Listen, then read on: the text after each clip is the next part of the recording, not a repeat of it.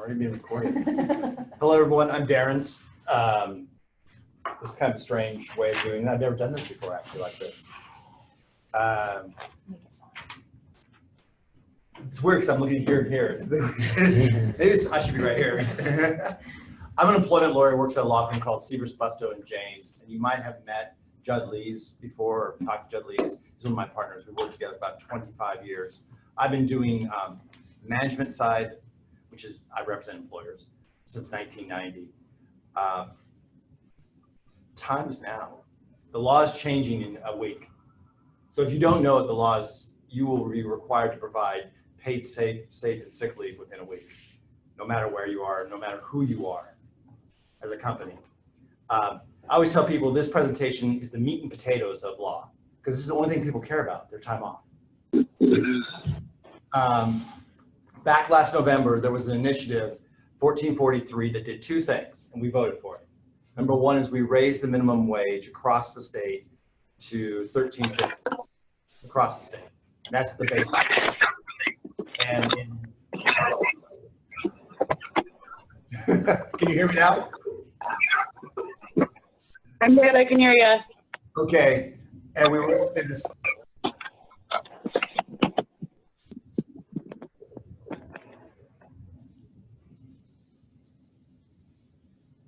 Good. Okay. Perfect. Second thing we did is we created paid sick leave. So, by the way, Seattle's minimum wage is going up to $15. Everyone knows that, right? Tacoma has a minimum wage of $11.15, and Sea Tac is $15.34. So if you're doing business in Sea Tac, by the way, is the highest minimum wage in the nation, which is interesting. There are a lot of laws. Each city has its own law. There's federal laws, and the goal of this presentation is kind of weave them all together and leave you befuddled and ask. But generally, what we're going to do is start with the Washington law, talk about the different city laws, and then make it to the federal law. And hopefully, you'll have a rough idea how this all goes together.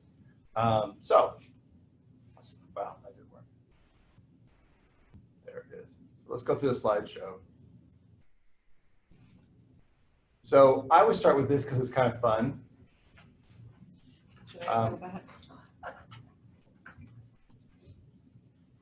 Contrary to what the millennials say, today there's no paid vacation for pet leave, public holidays, vacation, sickness, maternity leave, bereavement, jury service, service at witness at trial, and you don't need to pay out any accrued or sick or vacation leave.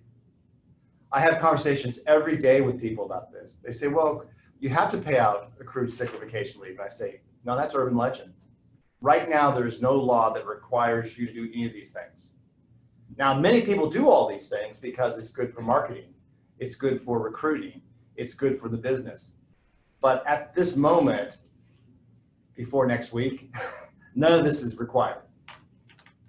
Now, one thing I will tell people is do not retaliate against somebody because they ask for sick leave or maternity leave or bereavement leave or paid public holidays. Because clearly the law is that you cannot take adverse action. So if someone comes to you and you're about to hire them and say, well, I want to know what type of holiday pay you have. And you say, I don't want to hire that person. That's not the type of person I want in my business. That might be construed as retaliation. So never take adverse action. In other words, don't hire, fire, demote, transfer someone because they asked for any of these things. Okay, how would they know if it's during the interview, if you hadn't hired them yet and they asked? Have you ever served on a jury? Yes. Oh, good. Well, I've never had jurors like you. My entire jury pool is made up of people who are unemployed, students, and retired. Each one of those persons are an expert witness because they've had an employment relationship in their life. They will believe the employee. Oh yeah, always. So how do you tell? Really, you can't. And so from an employer's side of it, how do you defend against a claim like that? You have a good faith reason for not doing what you're doing. A legitimate, non-discriminatory reason. First thing I hear from people say, well, Washington's at will. I said, well, that's true. But you can't treat people adversely because of the 7 magic things: age, race, gender, color, sexual orientation, veteran status, I'm running out of them, disability, and raising issues about entitlement to pay, which is this essentially comes under. Okay, so that's part of the urban legend. the first two slides are kind of fun. They're not really relevant to our conversation, but I want to say that we are the only developed country in the world not offering government-sponsored paid maternity leave. The only other countries like us are Swaziland, Lesotho, and Papua New Guinea in the USA. So we're pretty much on the outside. Give you an example, paid maternity leave in the UK is 52 weeks. So we definitely are on the back end of this development. Next thing, we're one of the few countries that don't offer paid paternity care or elder care. Almost every country does. Why am I talking about this? Well, what I'm telling you about is you're seeing the wave coming. The United States has been slow in reacting to what's expected, but in the developed world, we're actually way behind the curve. So what you're about to hear today is something that lots of people have been expecting for a while. We offer the smallest amount of protected leave in the world. If you're covered by the FMLA, which we'll talk about, we only have 12 weeks of protected leave. In 38 other countries, it's 13 months. Here's an idea. Who do you think has no paid vacation in the world? Micronesia, Nauru, Palau, Sri Lanka, and Tonga, in the United States. Every other country in the world has paid vacation. So we are really going to, you can anticipate what's going to happen in the next 10 years by understanding how everyone else has stuff. It's coming for us. Finally, we're the only developed country not requiring employers to provide paid vacation, which is pretty amazing if we're the only one. Okay, but that's all going to come to an end.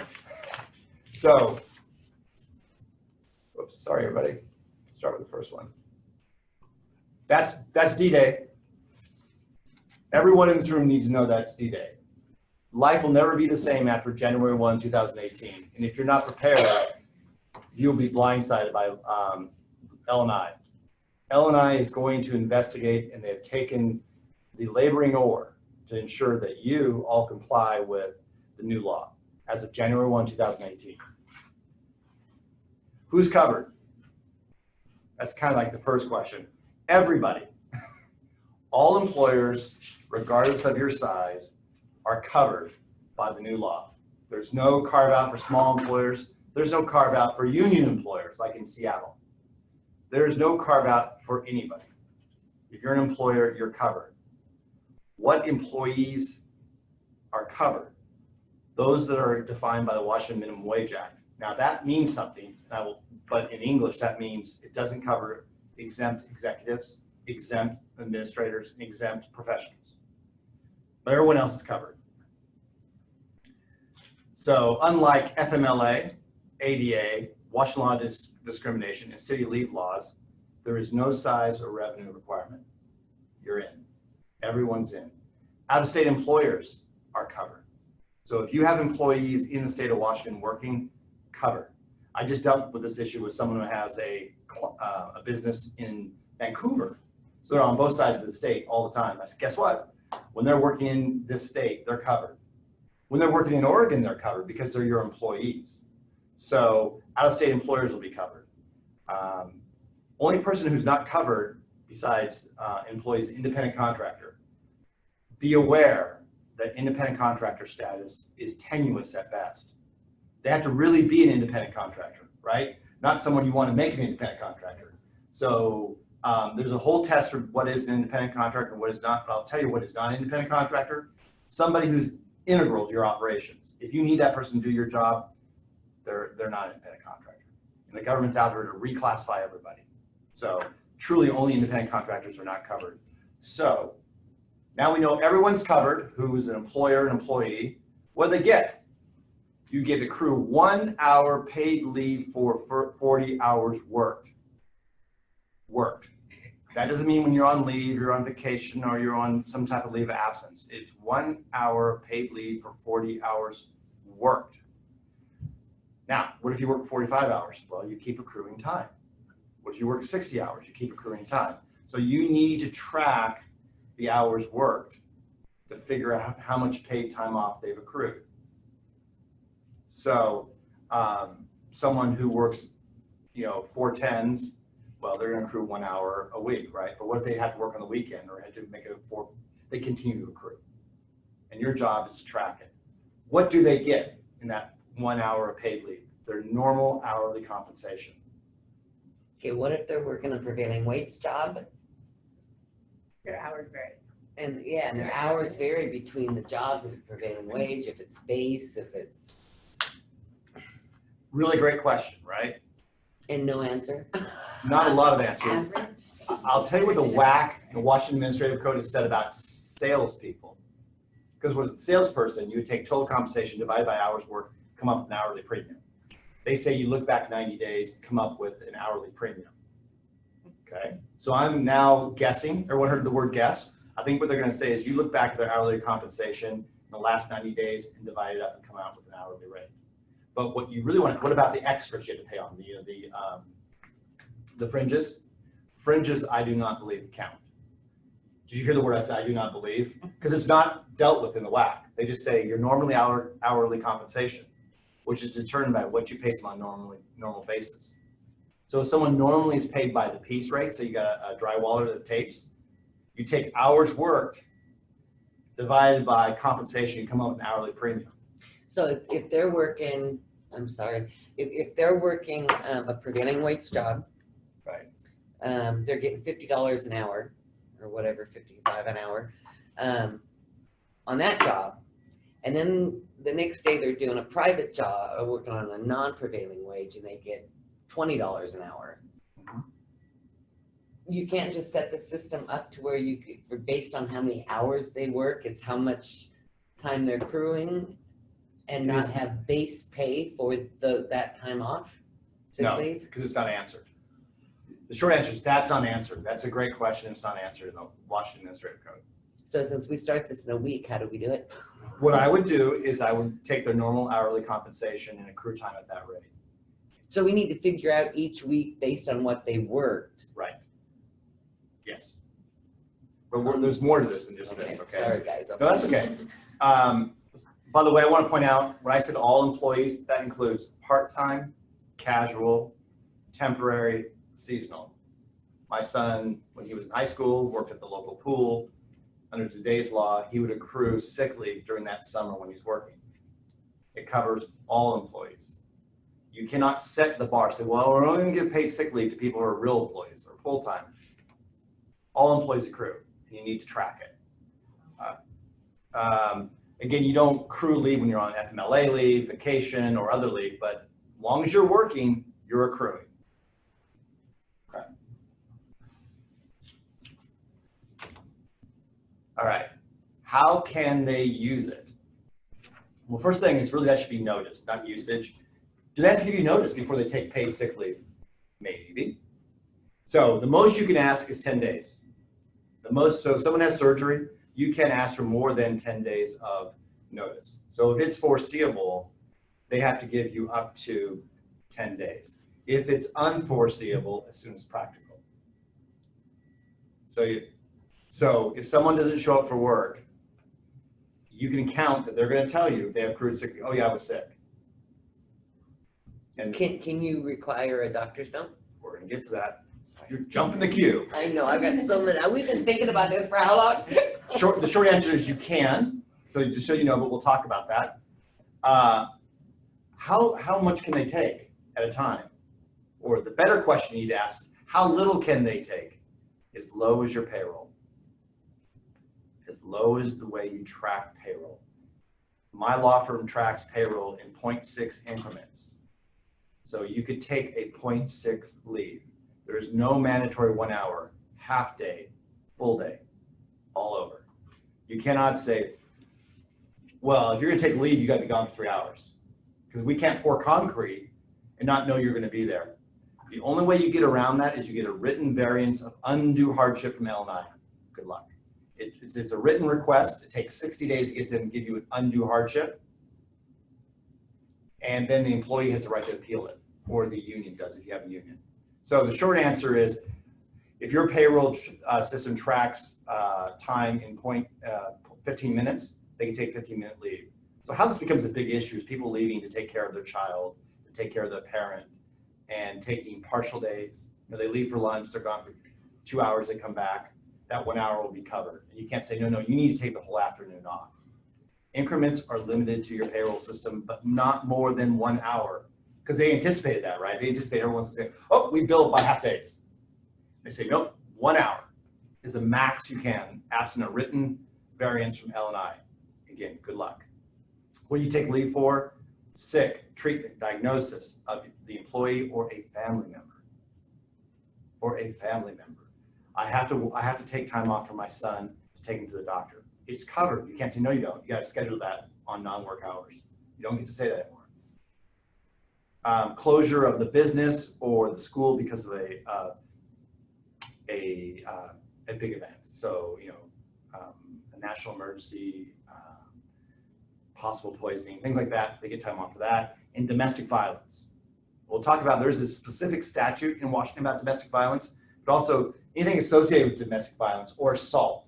So if I need to go with my daughter who was assaulted by her boyfriend and sit in court for 6 hours, that is covered by the law. Obviously, it's not reasonably foreseeable, hopefully not. And so they just take it, and they're allowed to take it. And the notice is, I'm gone to see my daughter, to be with my daughter. So those are the three basic things: sick, treatment, diagnosis, closure of the school or business, or domestic violence. Oh, there it is. Okay. When does it begin? Upon hire. A lot of people say you can have benefits when you've been here 90 days. Nope. You begin to accrue and track. Hopefully that you heard that, and track. Day one. The day I hire you, you begin to accrue time. However, the use, you can limit it to the 90th calendar day. So in English, there are going to be a lot of people taking sick leave in April, because it begins January 1. You can start everyone from ground zero if you want. All my clients are not doing that. Most of my clients are actually paying out accrued sick leave, even though they're not required to do it, and starting everyone from ground zero January 1. You don't have to do that. That's your choice. But the law says from the date of hire, you can wait 90 days before they can take the leave. They accrue day one, but you can wait 90 days. So what about verification, which is just a question you asked? Can you get written verification of the leave? Yes. When can you get written verification? When the leave is more than 3 days. In other words, almost the week. 3 consecutive days. So if an employee's out Friday and is gone Monday, Tuesday, you can get verification on Wednesday. 3 consecutive days. Okay. When do they need to get verification? Within 10 days of ending the leave. What if they can't get verification? Well, L&I's helped us. They said you can just accept the employee's word or file a complaint with us. And then what? I said, what? I read that. It's in the administrative code. It says you can either take an oral explanation or you can file a complaint. We'll talk about what needs to be in writing in a moment, but that's one of the things. If you want verification, it needs to be in writing. You can't get details of the condition. You can just say that they were out because of a covered leave, and you have to take a note from a nurse. I mean, I don't mean to, nurses are important. I don't mean to say that, but you can't demand a physician's note. Are there any limits, for gosh sakes? No. You can accrue as much time as you work. There is no cap on accrual. So if you have someone working 80-hour weeks, they will continue to accrue as much as there are. How much can they use? As much as they have. You can't say, listen, you can only use 2 weeks under our policies. And you can only use 2 weeks you can't use 2 weeks during the summer. No limit on usage. They can use as much as they have. So again, for the 14th time, overtime adds to the accrual. Keep that in mind. Overtime adds to the accrual. Is there a carryover? In other words, I used to write policies all the time that said use it or lose it. Gone. Use it or lose it are no longer the law. Carryover, you can cap it at 40 hours. That's each year. So that's each year. Yeah, you can carry over only 40. So basically, after 2 years, you could have 80 in there if you didn't use it. Yeah, but you only carry 40 in year 3. Oh, each year you can only carry 40 forward, even though you've had 40 from the year before. Correct. Okay, so. Now you can give more. I don't mean to interrupt you. You can do more. I know, but I'm just trying to get that clear. So at the end of 5 years, you could only say only have at least 40. Yes. So, okay, that's good, because I was wondering if that was kind of added and added and added. Okay. I couldn't, excuse me, this is Erin online. I couldn't quite hear her question. So 40-hour carries over to the 40 hours the next week. So only 40 hours ever carries over. You don't carry 40 from year 1, 40 from year 2, 40 from year 3 on top of 52 from year 3, in theory. Correct.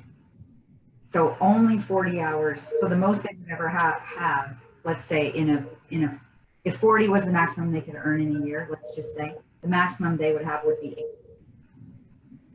Maximum at any time would be 80. That's correct. Great, thank you. You know what, Aaron? That's not the maximum. The maximum carryover is 40. No, I know, I'm just assuming, let's say that they only had the ability to earn 40 in a year. Let's just say that. Yeah. That would be 80. I recognize if they were, overtime and all that, but just for example's sake, they only had the ability to earn 40 in a year. 40 would carry over from the year before for 80 hours. Yes.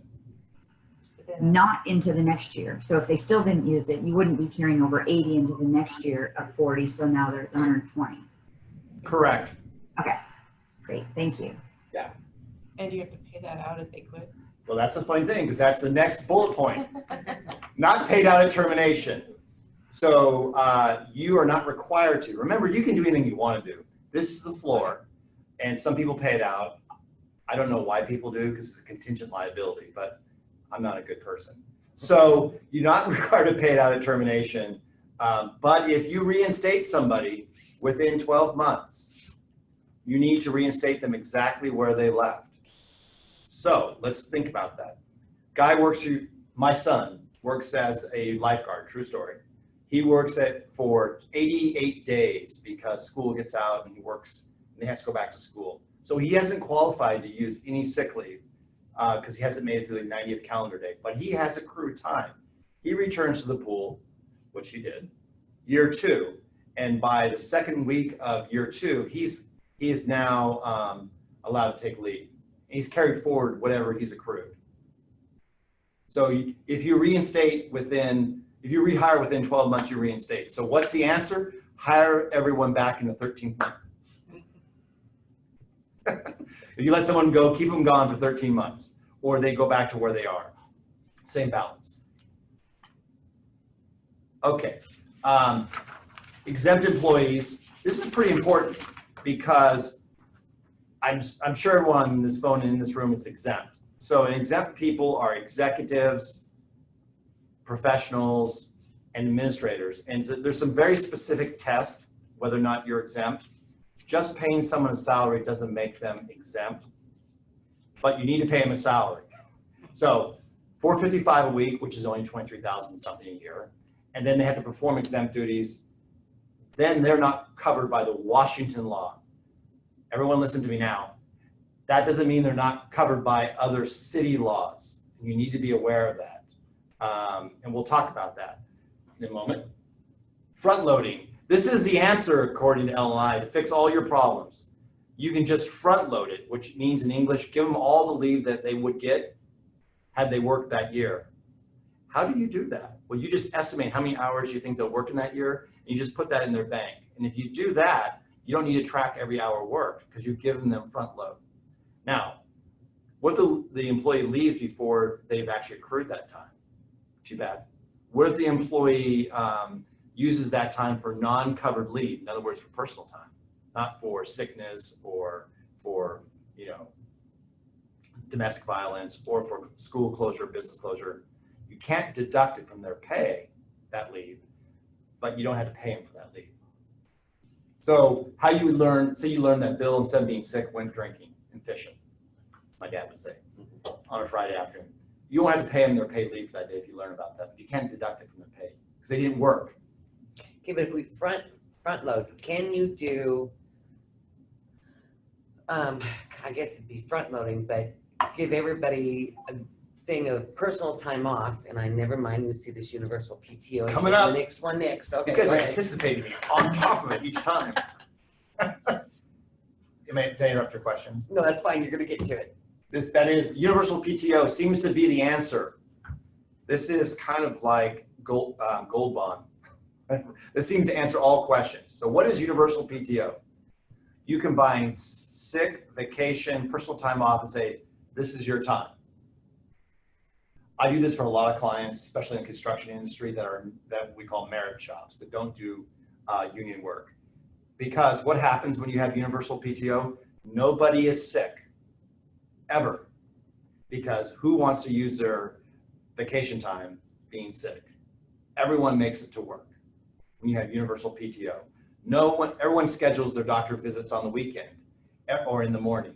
Everyone makes sure the other spouse takes the child to the event. Because when you have universal PTO, you want to preserve that time for your vacation.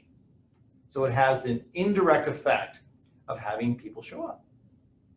Can you do that? Yes, there's a whack on it. There's an administrative code that specifically says if you comply with the requirements of the law, you can do universal PTO. So what does that mean? Well, you give a written notice, you outline notification requirements, you accrue time at least 1 hour for every 40 hours of the universal PTO. You allow leave for reasons like we've talked about, for family or for themselves. It works.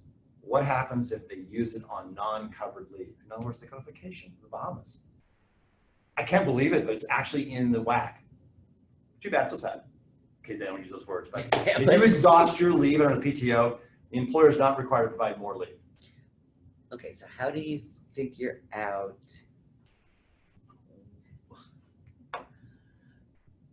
if you want to do I guess what wax do we go to find out how much they have to have in order for that PTO, in order for us to have a PTO that for sure covers us? 1 hour for every 40 hours worked. That would do the vacation and everything if we don't So normally. that's for everything. Everything. So And you got to make sure they are allowed to take leave for all the reasons. So I would just say for any reason you wish to take. They accrue 1 hour For every work. No, for 40 hours worked. So is there something somewhere that tells you how to set up something like this? Like, cause like, what do? You just have to notify them and kind of come up with your own rules, say, you guys get however many hours per year. Do whatever you want with it, that's how much you get? Usually you write a policy. Okay, so is there some samples somewhere? L&I has its own policies, but they don't have universal PTO policies because they don't want you using universal PTO policies. They want you separating vacation from sick leave. But I know a bunch of lawyers that draft PTO policies. That sounds expensive. So, and this universal PTO Yeah. also covers any city type, because like city of Seattle, you're supposed to be tracking for any time they work in the city of Seattle. And then they can only use that time if they missed a day that they were scheduled to work in Seattle. Right. But But if you give does them, this cover all that? The well, I'm PTO? gonna tell you two things. Seattle's next, right? Because that would be the next part of the presentation. Okay, But what I will tell you is that I called the city of Seattle to deal with how do we calculate how much they get per hour? Because we have a very large restaurant and they're giving them commissions. Because that's the new thing because of the high, I'm not sure if you live in Seattle, but because of the hourly rate so high, employers are now paying servers commissions based on what the house takes. Okay? So the question is, do we include the commission into the normal hourly rate to figure out what their sick leave would be? And the enforcement officer told me no, because that's expressly cut out of the Washington law, comma, but there's a proposal before the city council to get rid of Seattle's safe and sick leave in favor of paid safe and sick leave in Washington. Doesn't mean it's gonna happen, but there is a proposal. So fingers crossed that within the next 3 months, when we take care of everything else in that city, they'll address that. But let's move on. Okay, so this has to be in writing. The law specifically says you have to put in writing in a policy how long your increments are. In other words, what your payroll is. Whether or not you want reasonable notice for use of paid sick leave. whether or not you want verification, whether or not you will have front loading, and whether or not you have a universal PTO. Also, you must have on-site records that show the sick leave accruals on a monthly basis and the availability of sick leave to be used. Can it just be their pay stub of the? Absolutely. So you should talk to whoever your payroll person is to make sure they're tracking this, right? If you pay money for a payroll company, this should be tracked. If not, you're gonna have to accrue it on your own. Yeah, I mean, like I do payroll for us. So you are the payroll person. Me too. Said we're everything, How aren't many we? employees do you have? Oh, yeah. 15, I think. We only have 3. So for purposes of this is what's mandatory. If you're gonna set the leave increments, you have to say how long it's gonna be. If you want notice, you have to say we require at least 10 days notice if it's reasonably foreseeable. If you want proof that the person actually had a covered leave, you need to say we may request verification. If you're going to front load it, you have to say we're front loading it. If you're going to do universal PTO, you have to say this is universal PTO. That is mandatory, January 1. Do they have a sample? LNI has a sample. Okay. I don't have it with me, Where but would I find it? Labor and Industries webpage. Okay. Safe and sick leave. They put out some draft policies. Okay. Okay. And this is probably the most important box because this takes me to the second part of my presentation. Washington law. Hold on, sorry, this is Aaron. Before you get to the most important part, back at good cause variance on leave increments, can you define that? I don't understand what that means. Well, I don't think anyone really does, but let me explain what the idea is. I work closely with AGC, which is another, which is basically union contractors. And they were really upset about the idea that someone could take a 15-minute leave. Yeah. Like, how do you expect us to pour concrete and have this happen? Right. So L&I's solution to that, Labor and Industry solution, was you can request a written variance on the leave increments. We will consider it for 60 days. We have 60 days to respond. And if you don't like that, you have 15 days to appeal. But absent a written variance from Labor and Industries, it has to be whatever your payroll is and not more than 1 hour. So as long as I know, if I have a written policy that, hey, our leave increments are 1 hour, then that really doesn't apply. I mean, I know that, and unless I want something different and I appeal to LNI, which isn't going to happen. But I can say, no, you can't take, we're made in hour increments here, so that's what you get to take on your leave. You can't take 15 minutes. No, it all depends on how you track payroll. So if your payroll's in hourly increments, Yeah. you're good. If your payroll's in half-hour increments or quarter-hour increments, that's what you need to follow. Okay. You cannot do more than 1 hour, though. That's Right. Not on that part. I just didn't understand the variance, good cause variance on the increments. Well, I think that the construction industry on general is going to apply for these, Which is me. and we'll see how that works out because Okay. no one's gotten one yet because the law's not law yet for another week or so. Right. Okay. Good. Okay. What we just covered is the floor.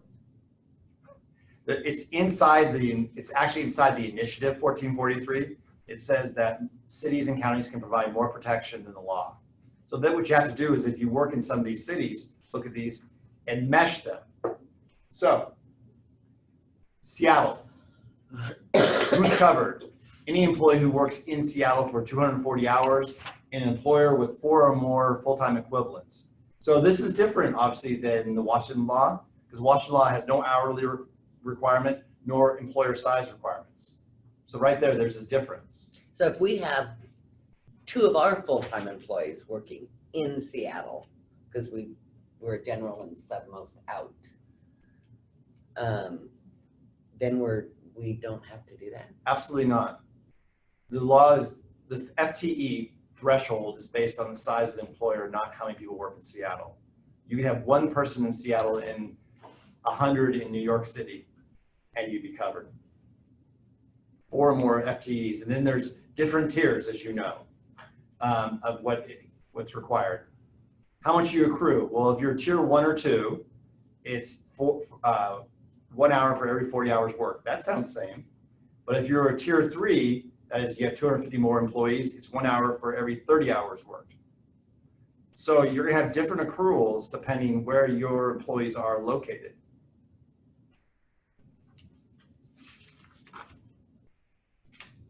And it's very clear in Seattle, a quarter hour is feasible with the payroll system. So if your payroll system is only an hour, like you were saying earlier, Aaron, great. But if your payroll system does a quarter hour, you got to give them quarter hour increments. So you have a Bellevue employee who delivers product to Seattle.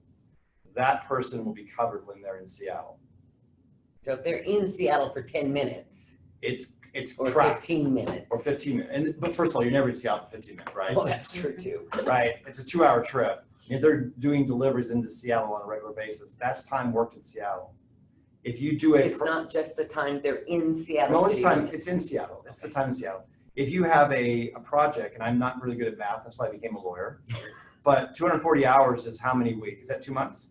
How many months is 240 hours? A 40-hour work weeks. There's 160 in 1 month. So that's a month and a half. So if you have someone on a project in Seattle that's only a month and a half long, they're covered. Now, only hours in Seattle are covered, but they're covered. So what are you going to do in the future? Well, you're going to have 2 things going on at once, right? You're going to have Seattle employees who have different standards than your out of Seattle employees. They cruise upon hire. They can use it 180 days. That's different than the Washington law. You have to wait, because Washington law, you can use it within 90 days. And then there are limits. How much can you accrue, which is what we were talking about earlier, the carryover cap. If you're a tier 1, you can limit 40, tier 2, 56, tier 3, 72. That's different because Washington has no accrual limit, but a carryover cap of 40, right? And like Washington, it's not paid out at termination. So what's going to happen on January 1? Of course, I don't know. This is all guess. Number 1, all employers are covered. So if you're in Seattle and you have a coffee shop and you have 2 people, you're covered now. All employees, including exempt, because you see Seattle covers exempt employees. So if you have a supervisor on a project, Seattle covers them. So now you have 2 accruals, one for supervisors, one for employees. I'm confused on the difference. You keep referring to employers are covered. I mean, I understand employees. What do you mean employers? Well, before January 1, you had to have at least 4 employees to be covered by Seattle paid safe and sick leave. After January 1, everyone's going to be covered. Right. That's what I mean. Okay. So up until well, today, for example, you have a little business, just 2 of you working in Seattle, you are not required to give safe and sick leave. Right.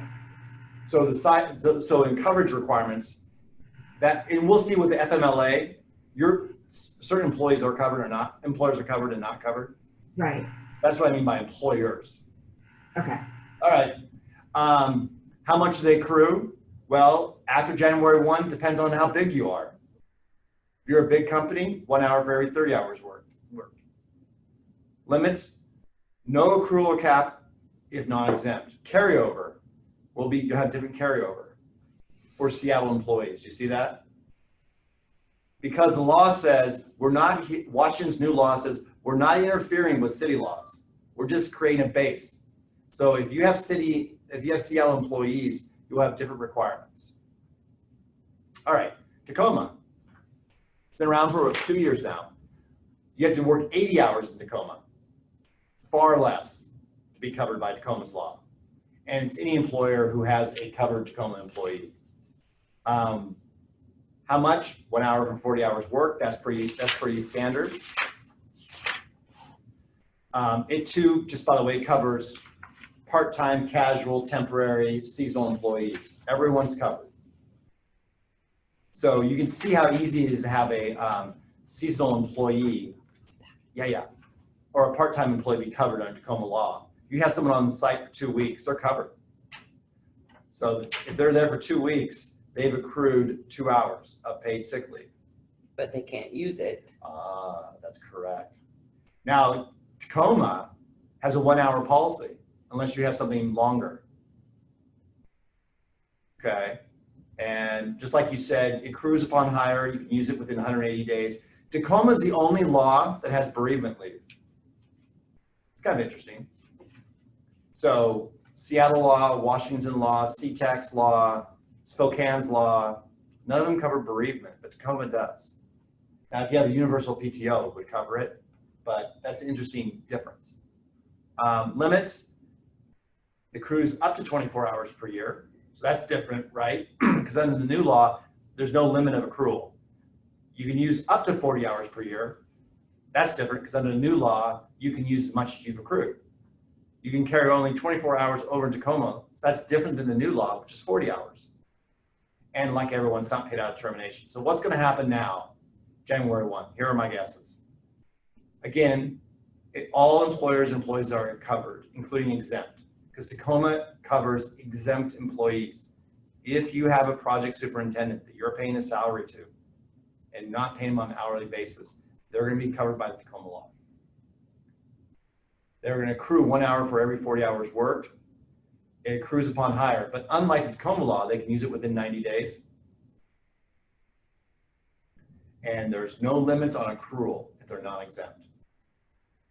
And you can limit carryover to 40 hours. So you see how these things mesh together. Okay. Sea Tac, if everyone doesn't know it, Sea Tac's the best place in the world to work. It has the highest minimum wage in the nation. Who's covered? It's kind of long, but basically non-managerial or supervisor employees who work in transportation or hospitality. What does that mean? So when you go to Sea Tac, no one works for the airlines except the pilot and the crew. Doesn't matter what they say on their badges. No one works for Alaska except the pilot and the steward and stewardess. So all those people out there would be covered. Or if you're a restaurant, or you're in a parking lot, or you're running a bus, everyone's covered. And you have to have 25 or more, 30 employees in hospitality, or 10 or more in retail. Exemption, union employees.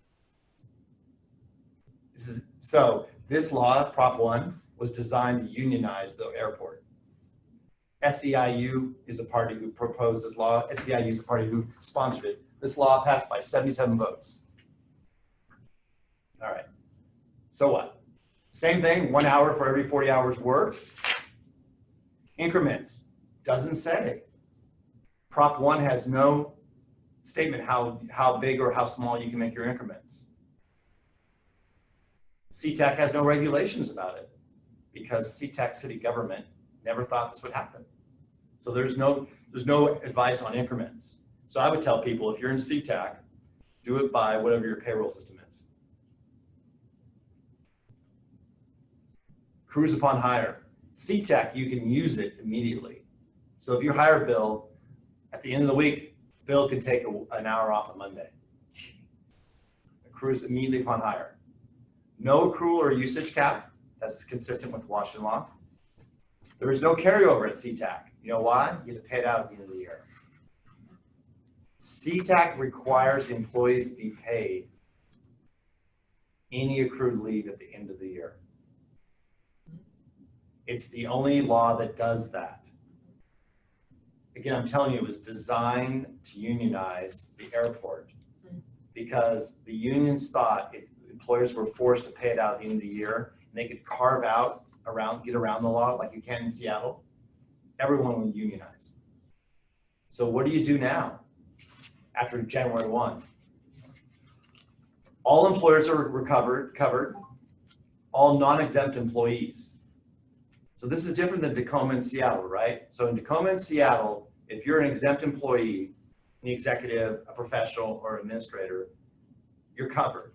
But at Sea Tac, it doesn't cover exempt employees. 1 hour for all hours worked, use it day 1 if you're a transportation or hospitality worker. Carry out or pay out, carry over or pay out. It depends if you're in the transportation or hospitality business. So if you're a restaurant, a fast food place, you need to pay it out. If you're not, then you need to carry it over. Okay, Spokane, I'm gonna do this very quickly because Spokane is interesting because it only covered employers that were located in Spokane. It only covered employees who worked 240 hours in Spokane, and it didn't cover construction workers. So anyone who was involved in construction was not covered by the Spokane law because the employers complained so much about it. It was a faster accrual, 1 hour for every 30 hours worked. There was nothing about increments in Spokane leave. It accrued upon hire, you can use it within 90 days. So that's consistent with Washington law. Was there any limits? There was cap was only on usage. If you were smaller than 10, you could only use 24 hours. If you're bigger than 10, you could only use 40, but you could carry over 24. Not paid out at termination. So what's going to happen January 1? It's gone. By its own terminology, the law says it sunsets when this law passes. So all that benefit of being a construction company in Spokane goes poof, and Washington law becomes the standard in Spokane. Isn't it kind of basically on any of this stuff, whatever benefits the employee the most is which law you have to follow? Preach it to the choir. Yes, that's Is correct. that what it is? It literally says that. Whatever provides the employee more protection is what is in place. Okay.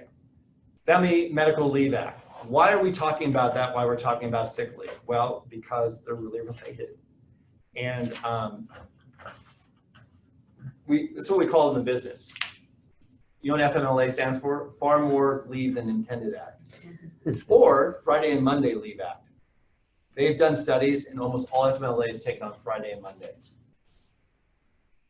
I'm just saying. Unlike the Washington law, there's a lot of things here. So when you asked me earlier, Aaron, what's this thing about employer? Not every employer is covered by FMLA. Not every employee is eligible. And there's only certain leaves you can take. Unlike the Washington law, there's certain very specific things you do in certain medical reasons. So we'll quickly go through that. So who's in on FMLA?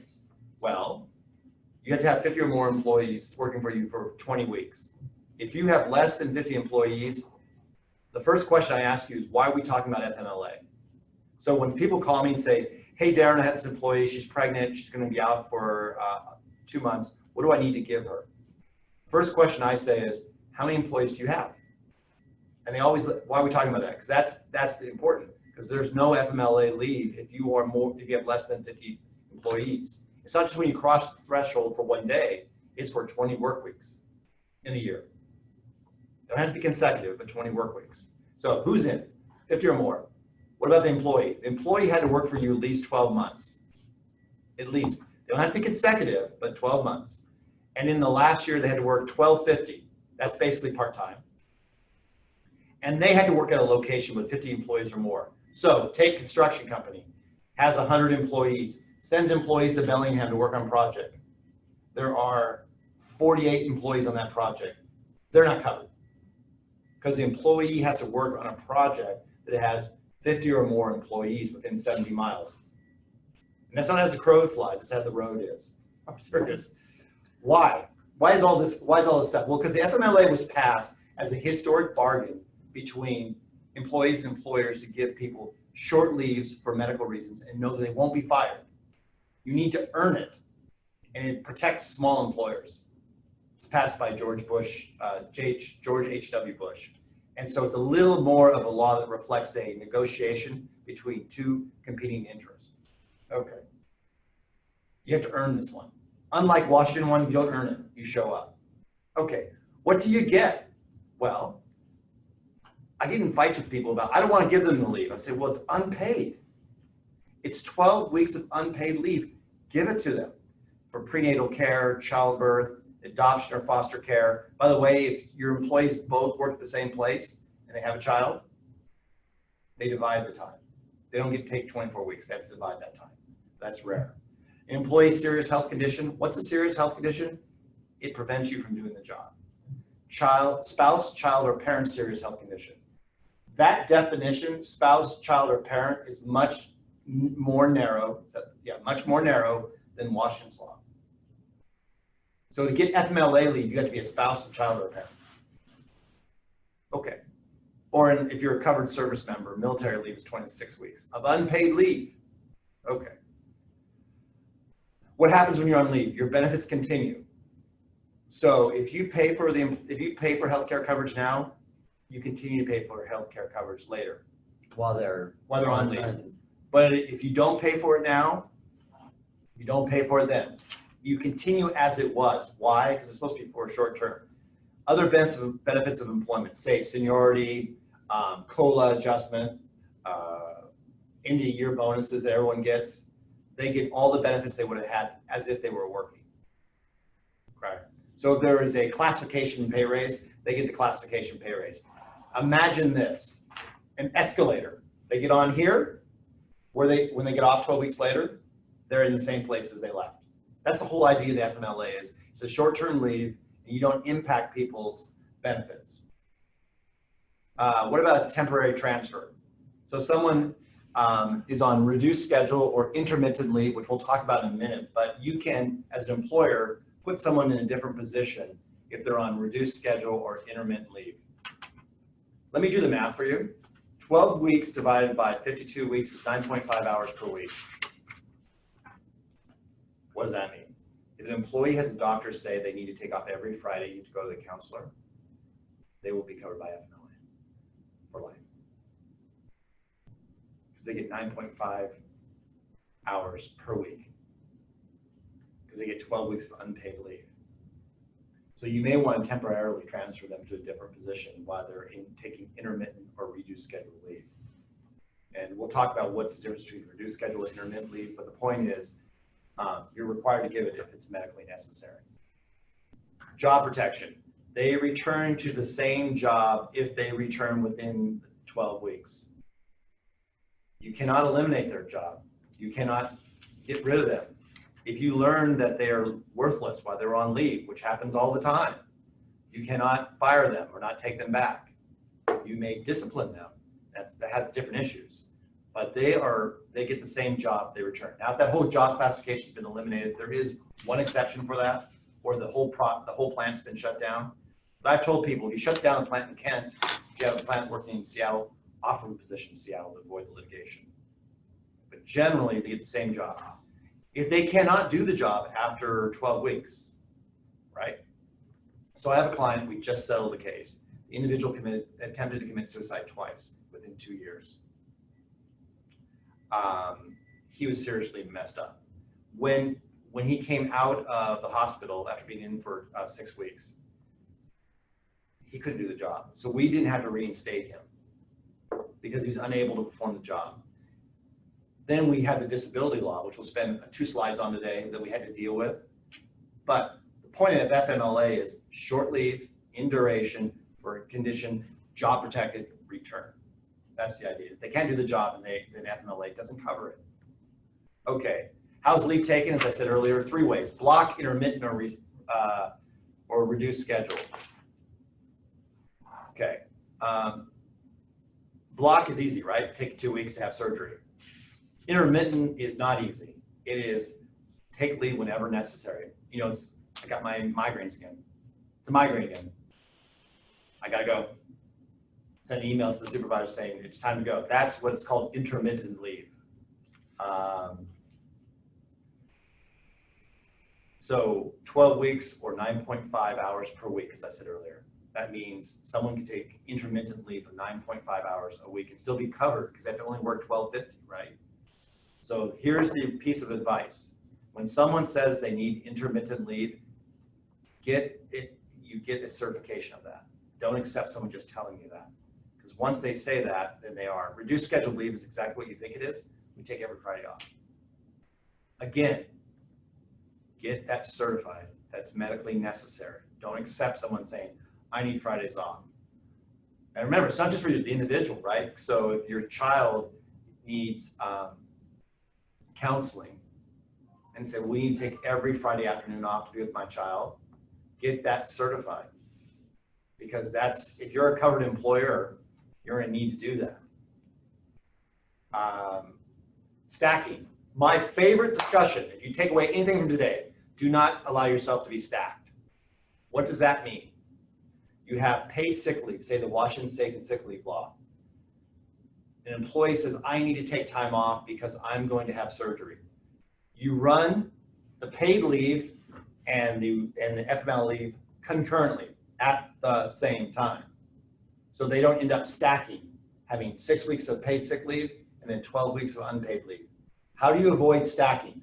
Hey, Joan, I'm gonna let you go. I mean, that's great. We're gonna run both your accrued FMLA leave and your paid leave at the same time.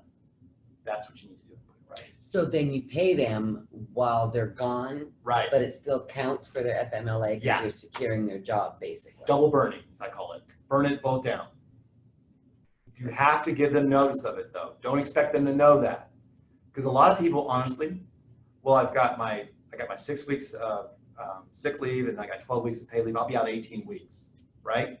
So most people think generally. So you need to give them notice. Now, believe it or not, we're going to have our own paid family and medical leave law coming into force. Does everyone know about that? All right, I love this. When and what? Okay, in 2019, 1 year from now, you will begin paying payroll premiums to the state of Washington Employment Security Department for paid family leave. In 2019, you will begin making payroll payments to the state of Washington Employment Security Department for paid family leave. This is regardless of how big your company is. Regardless. You will pay 30% of the premium, the employee will pay 60% of the premium. Wow. In 2020, they will now be able to take paid family leave. So in addition to the Washington State leave, in addition, they will receive approximately 90% of their income when they're on FMLA leave. Who gets to do it? Any employee who has worked at least 820 hours. You may note that that's different than what I just said, 1250. So Washington is creating its own paid family and medical leave law. We're joining California, New Jersey, Rhode Island, and New York, who has this. Self-employed or independent contractors can actually opt in and pay the premium. Do you know how much the premiums are going to be? They're going, yes, I have it somewhere in my notes here, but it's essentially, it's a percentage of the payroll. It's point, But we're still talking about only if you have 50 or more employees. no, So this is not. all, This is 2019. though. all Yeah. employees. This is a state law. We're out of FMLA now. We're back into. We're in the Washington Paid Family and Medical Leave Act. We're having our own paid family and medical leave act as opposed to the federal Family and Medical Leave Act. It begins in 2019. So this is kind of a foreshadowing what's about to occur. So the problem is that, you know, in the beginning of the conversation when I was talking about all other countries having all this, we're joining the team. And Governor Inslee signed this into law in the summer. While we were all on vacation, Governor Inslee signed this into law. So it's giving us fair notice, but it's coming. So it's going to be a percentage of what? Okay, so here it comes. So this is like how much you get, way more than federal leave. So if it's just medical or a family leave, it's 12 weeks. You get 14 weeks of paid leave if it's family or medical leave and the employee experiences a pregnancy-related serious health condition. So think of someone who delivers, there's going to be at least a couple of weeks when they cannot work. So they get they get up to 14 weeks. If you have a combined medical and family leave, you get 16 weeks. And if you get 18 weeks, if you have combined medical and family leave, if the employee experiences a pregnancy-related serious health condition. What you can see is the state is going to give people way more paid leave than they would have under the FMLA. First of all, FMLA is unpaid. So this is going to be paid. And that's going to be, you can't put that in the universal PTO. No, you can't, unless you give them enough leave for it, of course. All right, so how do we pay for this?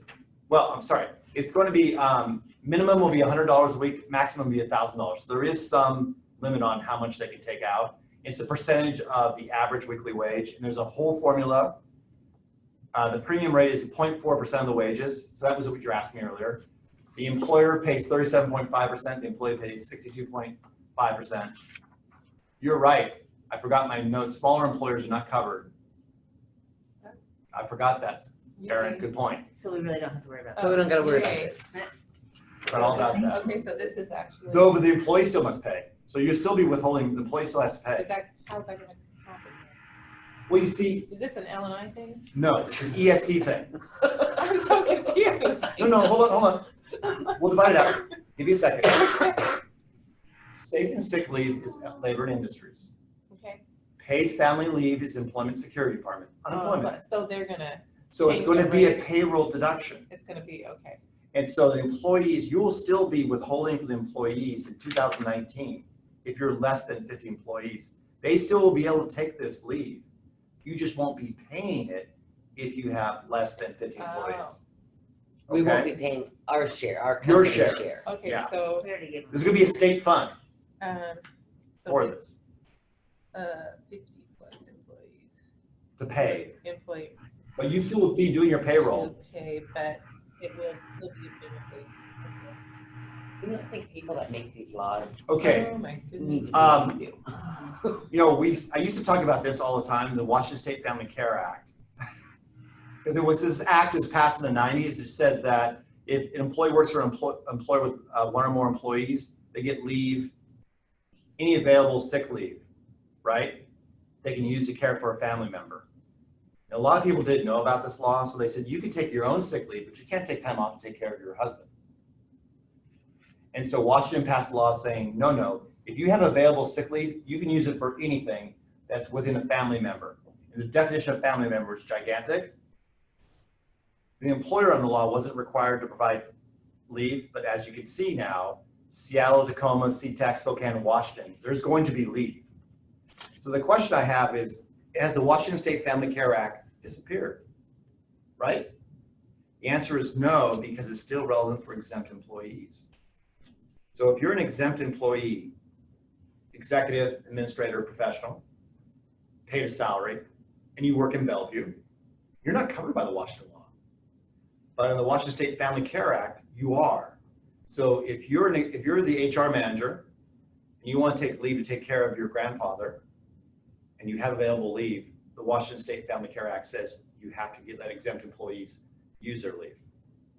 And the definition of family member is super big. And I think probably the most important thing about family member definition is children. So if your child is sick and you need to supervise them at home, that's probably covered by the Washington State Family Care Act if you have available leave. Does that make sense? So it's a very broad definition. And of course, non-retaliation, they always say that. All right, pregnancy disability leave. This is always misunderstood. Under Washington law, every employee who's disabled because of the birth of a child or prenatal complications is protected. One of my partners, she had twins and she was put on bed rest 3 months before delivery. She was protected. You cannot do anything. You don't need to pay her, but her job is protected.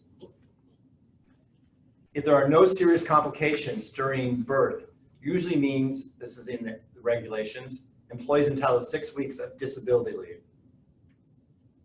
So what does that mean? If you are an FMLA covered employer, right? The employee is going to get 18 weeks because pregnancy law, you cannot stack. In other words, pregnancy leave under the FMLA will not run concurrently and will run after the disability has ended. So in English, employee is having twins. She goes on bed rest on September 1. Children are delivered on January 1. She is disabled because of the pregnancy for at least 6 weeks. So let's make it 8 weeks. Take her to March 1. She will then have 12 weeks to be with those children. And she will be job protected.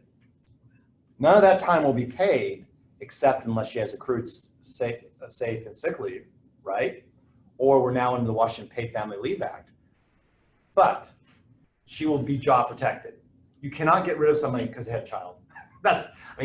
You can, surprise. So that, it's sometimes people don't understand, well, she's going to be pregnant. I have a project. She's protected.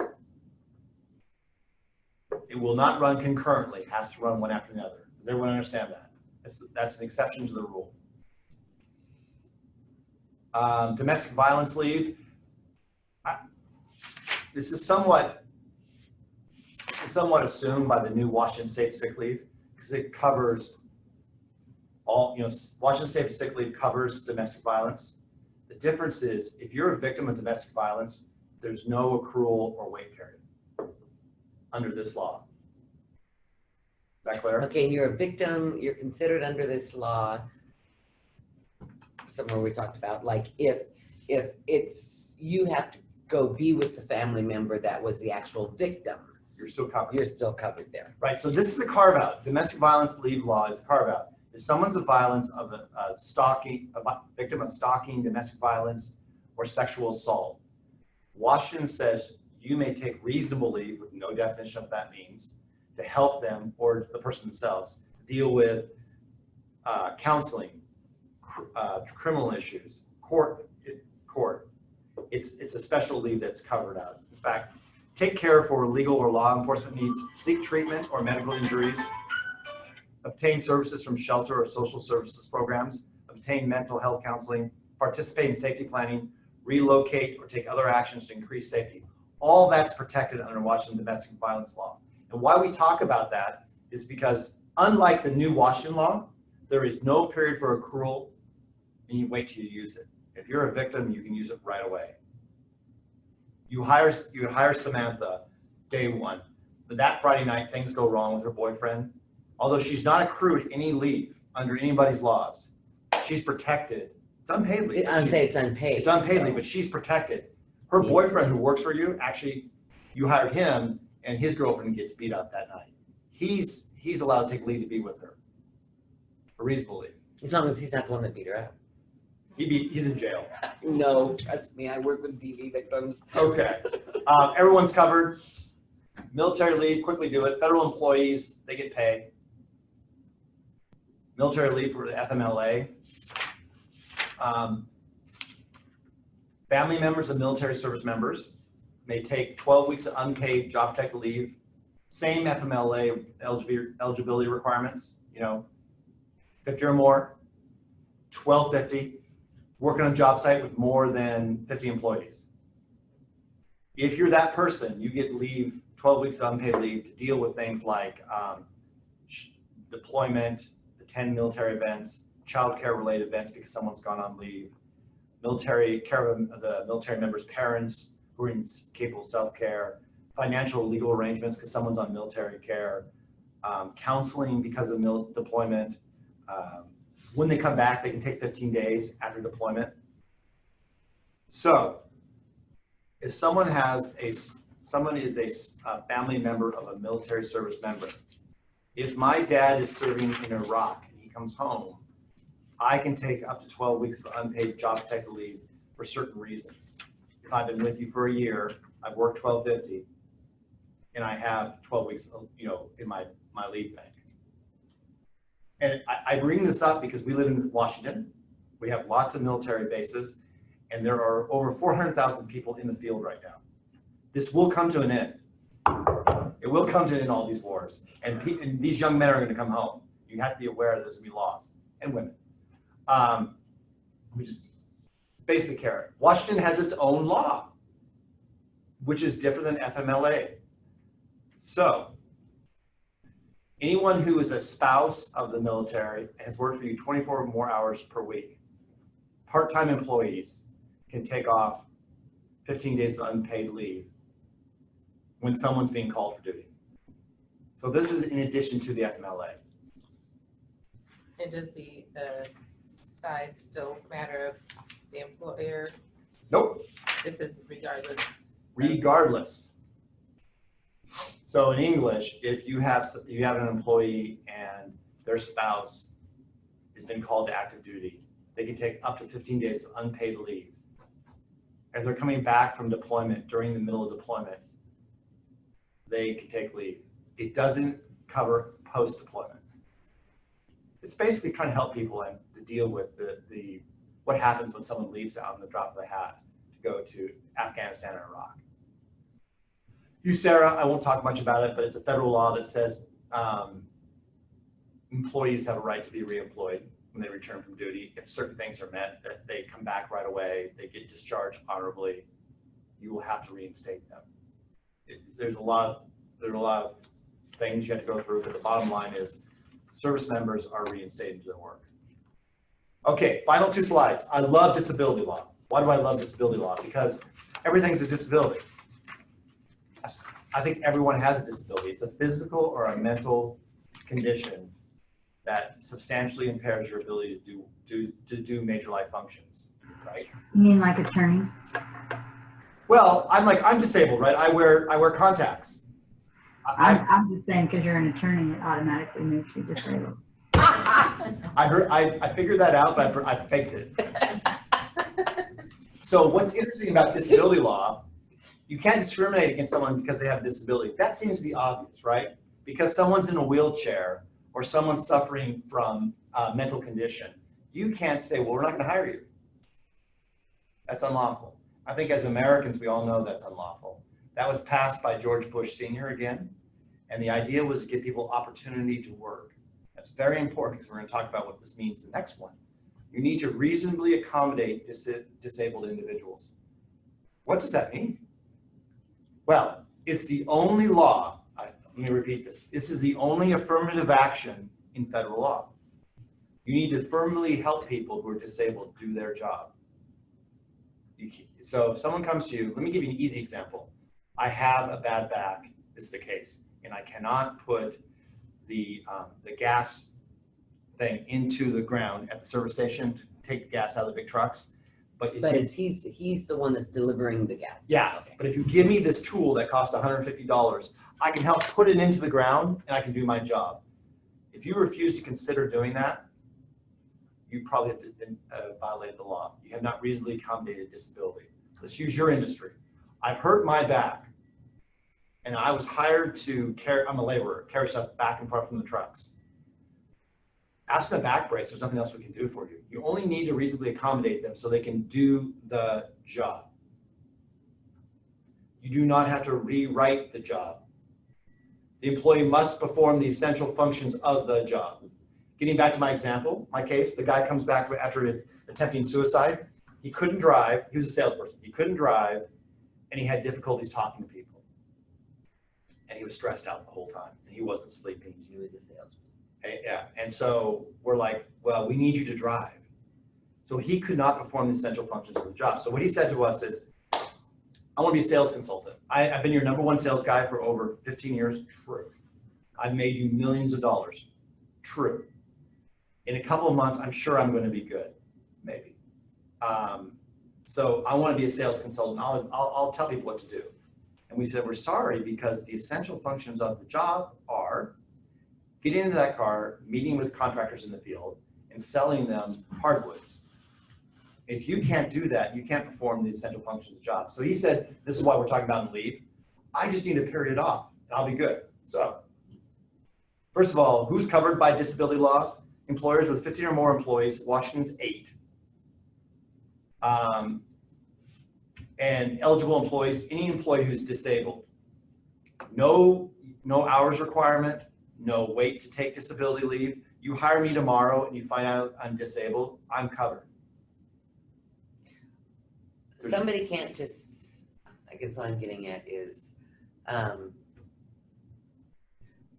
you hire them and then after they're hired, they say, well, you know, I can't sit on this chair and work at this desk because of my back and my neck and I can't do this.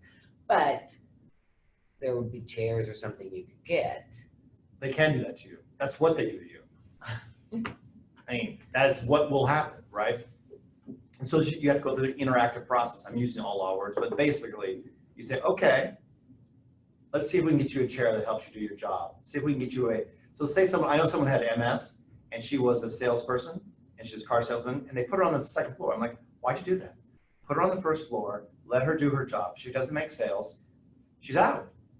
But putting her on the second floor stops her from being a salesperson. She's got MS, for God's sakes. I shouldn't get up and down those stairs. Oh, so you cannot treat a disabled person any different than an able person. They have to get the same opportunities, but they got to do the job. All right. So how does this connect with leave? Because this is the last slide. Well, do you need to give disability leave? Depends. if you give leave, if it allows them to do the job. So getting back to my example, the employee said, I need 3 months. I need 3 months off. There are regulations by the Equal Employment Opportunity Commission that say 3 months is, you should give them 3 months. And my client said, because before I was involved, we can't give you 3 months, but if you can get released to come back to work, we'll do it, okay? And then thank God the physician wrote a note saying, within 6 months, he should be able to return to work. That's not reasonable. So we were able to rely on that. But giving someone leave, it's considered a reasonable accommodation if it will allow them to return back to work. So let's go through all the laws we talked about. Jim, I'm making his name up, comes in. You find on the phone that Jim has attempted suicide. You look at his leave bank and you see that Jim has, he's been working for you for 180 days. He's been working, he's 40 hours a week. So he has, I'll make up a number, 10 hours in his leave bank. Well, that first 10 hours are paid. Jim's in Seattle. So so actually it's more than 10 hours because we should have been accruing at 1 hour 30 because we're a big company. Okay, give him the time. Now that runs out. But Jim's been with us for 2 years. Oh, he's got FMLA. Well, we make sure when we tell him we're going to pay him his sick leave, we are also going to run concurrently Jim's FMLA leave, right? So Jim burns through that FMLA leave at 12 weeks. Do we fire him at that point? Well, disability law says you need to reasonably accommodate someone. And if leave might allow Jim to return to work, then you may have to consider it. So you then have Jim's physician say, how much longer does he need to be out? The physician says, I can tell you what they say. We're not sure. Okay, so does that allow him to return to do his job? Nope, we need a salesperson, and then you replace Jim. That's how the laws work. In all of its fraught with danger all along. Okay, and remember, as I tell you, it's unpaid. So any of this leaves unpaid. And unpaid, but it's just that I think kind of it is, you still need somebody there to do that job. You do. So you have to bring a temp or something. You do. If the person's going to be short term, and there is no definition of short term, to look how big your company is, how much money you make, they'll make that decision. So if you are PACCAR and you say, no, we're going to replace you permanently in the warehouse, in the parts division, no. But after 6 months, I'm sure the court's going to agree to it. If you are, on the other hand, a mom, pop kettle drywaller, and your lead is out, first of all, you're probably not covered by FMLA, but you're, then they're going to allow you to replace that person because you need to run your business. Do we have any questions? I have one. Okay. Okay, so you talked about all these city laws, Seattle, Tacoma, but you didn't say anything about Bellevue. There is none. There's none, okay. And then my other question is, one thing that my boss was concerned about, we just have a small company, we have 3 employees, and he's like reading through this stuff that we got in the email and everything, he's like, it doesn't seem like there's anything to protect the employer. There never It's is. just, it's all, what if the employee just abuses this? What Okay, so let's protection do work. we have? Well, first of all, the voters decided. This wasn't decided by the courts. Yeah. So the voters voted for Initiative 1443. So the will of the people was to have this law.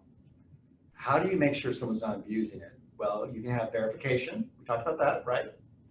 We have limits. They only can accrue so much based on how much they work. Okay. And there's only so much you need to carry over, which is 40. And if they say, well, you know, you knew I was going to have surgery and you have a policy requiring written notice, those are ways to kind of control. But you have to remember the people who write these laws and the people who vote for these laws don't see it the way you see it. Yeah. And most of those people are on my jury and you're not, generally. So what if you do, if they take a sick day and you, as the owner of the company, are up skiing and you see your employee who's sick, you take a picture and document that and not pay him? I would fire them. Well, I'm pretty aggressive. yeah, but I mean, so if there was proof that they weren't actually sick and they were out shooting golf, you do have that, you know, you would be protected against that if you could prove that they were golfing. The only way you would be not, the answer is yes, unless you had like a universal PTO policy. Right. I would still say if they told you hey, Aaron, I'm gonna be out on a doctor's visit tomorrow, and you see them playing golf, I would say they're being insubordinate or they're not truthful. I'd still fire them. Yeah, of course. Okay. I have another question, which I suspect you're not going to be able to answer, but maybe you can direct me. So we are, and I'm going to use specifics because it just makes it easier. We are a non-union shop, generally working on union jobs. Okay, so we have to follow prevailing wage law. I understand that this no longer, you know, the sick leave, it doesn't, you know, until January 1st, I can take it out of their fringe benefit, but after January 1st, I cannot. However, there is something I read in the rules somewhere, and again, we're not union, so I'm not super versed, where you can charge, so you have a fringe benefit package, right, of 401k and medical and all the things. You can charge a reasonable amount to administer those things, the 401, the medical, you know, all the work that it takes to make that happen. I can charge something, I don't know what it is, maybe 50 cents a day or $1 a day or something, $1 a week, a pay period to each employee out of their fringe to pay for administering those benefits. What do you know about that? Because to be perfectly honest, I'm looking at it as a way to possibly pay for this hour for every 40 that we were unprepared. And in construction, right, you bid your jobs 2 years ago sometimes, so it's not in our bids from then to cover this, which for our company will be about a $60,000 bill. Sometimes that's our profit for the year. It's a bit of a pickle, and I'm looking for where to get that money. Obviously in bids going forward, it'll be in our bids, but I read something that you can charge something minimally from your employees for administering during those fringe benefits. What do you know? I know two things. One is there specifically a provision that allows you to pay to the trust fund the money. So if you're working on it, if you were a union employer, you could pay the money to the trust fund who would administer the program, the sick leave program. But we're not a union. Yeah, that same code, that same administrative code says you still are the employer responsible to ensure that they get their benefits. So it's not very helpful. Can I charge? There is nothing in the code or in the statute that allows you to charge your employees for providing them mandatory sick leave. And I think right. I understand that, but can I charge them for the other things like their 401 and healthcare that is not mandatory for a company under 50? You're right, Aaron. I can't answer that question. I don't know. And I know it's complicated, but where nobody seems, I saw it written in, you know, where people they write to the appeal, right, to the Department of Labor and Industry. It was in one of those, which I'm not going to be able to pull out quickly, naturally. I'm just not really sure where to go to get that answer because we're non-union. I can't go to my union. I don't have one. I go to a tax lawyer. Seems like that's, you know, that sounds like a tax question, whether or not what costs and expenses you can charge. Okay. Okay, that's good. Thank you. Any other questions? I know, like, and this, if you do a, the universal. Yeah. And you're doing prevailing wage jobs, for the benefit package, L&I allows you to, like, for when you're doing medical, you can take what the company pays each month for that employee and divide it by so many hours. It's a deal that L&I has. And that gets applied to the prevailing wage rate. So basically, if they're getting $55 an hour and you pay $3, get the credit for $3 an hour, they don't have to get the 52. If this is all packaged into one deal, It's done. That's the whole point. It's separate. That's the people, their eyes just blank over. I say it's separate. Washington safe and sick leave is separate than anything related to prevailing wage. benefits. And there is no union carve out like in Seattle. So you could have done that in Seattle, cut a deal and allowed, or Sea Tac. I think also it's Tacoma, but I'm not sure. And have a union carve out in the contract, right? We agree to that. You're not getting it. This is the floor that you have to provide. And I'm charging about an hour or hour and a half to do people's policies, just so you know, if you're interested. It's not that big of a deal. So, any other questions? I'd love to make sure that some of them Okay, go got ahead. answered. I know. I didn't bring them with me, apologize. I'm sorry. No, I got them. Is there a grandfather clause for jobs bid on multiple years ago? No, Easy. What changes to prevailing wage certified payroll are there? Are you guys just covering that? Sounds like no. none. Is there any form of kickback from L&I? No, Can sick time be used when kept on salary is needed for an on-the-job injury? so you do KOS and CANs. Yeah, of course. An on-the-job injury. Yeah, no, you could, if someone's, first of all, you don't have to do KOS, right? KOS is your choice. Obviously, it You lowers really your, want to do KOS. Yeah. but you could use their accrued sick, KOS. kept on salary when someone's has, Right, thank you. so yes, you could do it. It So would that be they use their sick leave first, first, and then you salary. and then you would do that. Boom, right, as long as they have no, yeah. That's my first yes. How does the verification of more than 3 days sick work within the privacy restrictions of HIPAA and the DB Act? Great I missed question, that. great question. So first of all, remember, it's more than 3 days. That's the thing, I had to go back and check.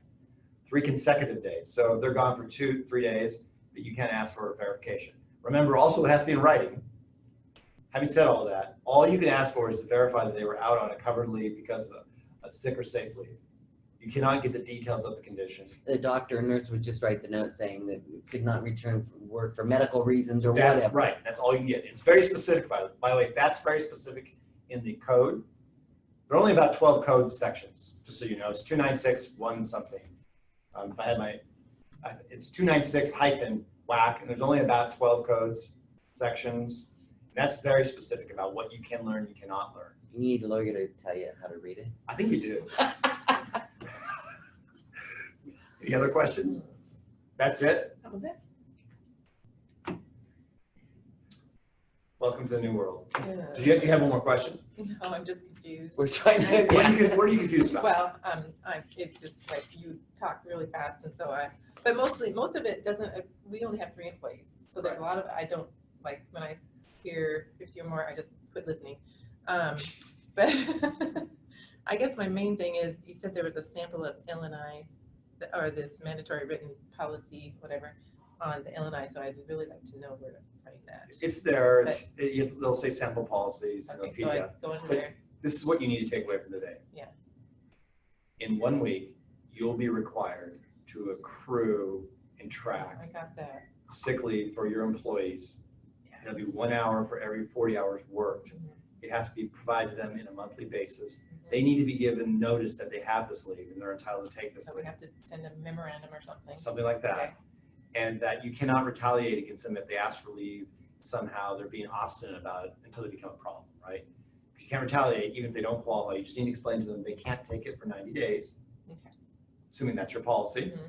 Those are the things you need to take away from today. Okay. The other things you might take away is in the future, there's going to be paid family and medical leave. It's going to be a payroll. It's going to come out. It's going to be a payroll. But we won't have to pay the premium since we're small. Right. But your employees will, and they'll be able to take that leave and they'll be job protected, Okay. even though you're small.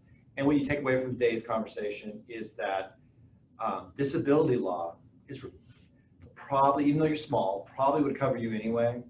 And so if someone is disabled, you need to work with them so that they can do the job, not change their jobs, assign away duties, just try to help them do their job. And if you do something that's reasonable, you're probably protected, probably. So if someone says, I'll give you one last example. I had a case in which someone had OCD and she would get dressed and undressed all morning. And she was a billing specialist at the hospital. And so she said, I've got this condition, it's diagnosable. Besides the fact that I show up for work late sometimes, I've had a really good performance evaluation. I would like to do this at home. I can do it at home. I'm a billing specialist. I just transcribe and do billing specialists. And you allow other people to do it. Give me that opportunity to do it. And the supervisor said, no, because we don't allow people to do it who have disciplinary actions against them. And you have disciplinary actions against you because you miss work so often. And so she said, so she sued for disability discrimination. And the court said, it didn't get to jury as a result, but the court said when we try to get rid of it, that's a reasonable accommodation. She could have done that job at home. Now, if she were the receptionist, so she needs to be at the door. So what you take away from disability talk is simply do the right thing. The whole law is about giving people an opportunity to work, not treating them differently because of it. But if they can't do the job, too bad. You don't get to play lead guitar. Not everyone can play it. You might have to play rhythm. You know what I'm saying? If you can't do the job, you can't do the job. Fair is fair. So that's what you take away from the disability portion of the conversation. Okay. FMLA, you're too small, but state FMLA is coming for you. Yeah, and I'm just a part-time employee. I work like 10 to 15 hours a week for this small company because that's all the work that needs to be done. I'm office manager, bookkeeper, whatever. And I just come in like Monday, Wednesday, Thursday. So, but if I was sick Monday, I'd probably just come in Tuesday. Like, are you paid hourly? Yeah. Well, you're covered because you're not exempt. You're covered under your law. That means within 40 hours. So February 1, you're gonna have 1 hour paid leave. That's not a ton of leave, right? But I know, but what I'm saying is normally I would just come in a different day or whatever. So like, yeah, but basically the voters have spoken. I could say, oh, I'm sick, but I don't know how many. I mean, sometimes I work 2 hours, sometimes I work 4 hours. Depends on how much work is to do. Like, well, maybe that's the thing. That's the last thing we take away from this. You gotta do it. I know nobody else is gonna do it. Well, maybe that's the last thing we take away from this. You need to track hours worked for all your employees. Yeah, I got that figured out. Comma. Yeah. Or you front load. Yeah, and I gotta talk to my boss about that. And there's a whack on front loading. I mean, this all is, okay. I mean, the statute's only one statute, believe it or not. It's only one section. And the whack's only about 12 to 15, Washington Administrative Code. It's only 12 to 15 sections. It's not super hard, but it's a pain. Which is the pain? The tracking? The whack. Well, the whack, yeah. Tracking's a pain. Well, so you think front loading would be easier Totally easier for a small administratively. company? For administratively, much easier. And You still have to keep their monthly tallies though, how much they've do. taken, what's available. You need to give them notice of what they have, but you don't need to track it on an hour-to-hour basis. You can front load it. Does that make sense? So in QuickBooks, if you used QuickBooks, I have a weird program called Gemini. because you set in how much it accrues, how much, and you code it into how much they use. So therefore, every paycheck they're getting So like if I paid front anyway. load it, I just say, okay, you get so 40 many. hours this year. Well, it's more than 40 though. Yeah, but just for an example. Like if they work 40 hours a week, it's 56 or something, right? I don't know. 40, anyway. So I would give them that much and then you subtract out as they use it. And then if there's still too much at the end of the year, you just adjust that figure to 40 or something. Good question. Do you, because the carryover thing, Yeah. not quite bad, Yes. you have the carryover, Yes. but you have you get so much.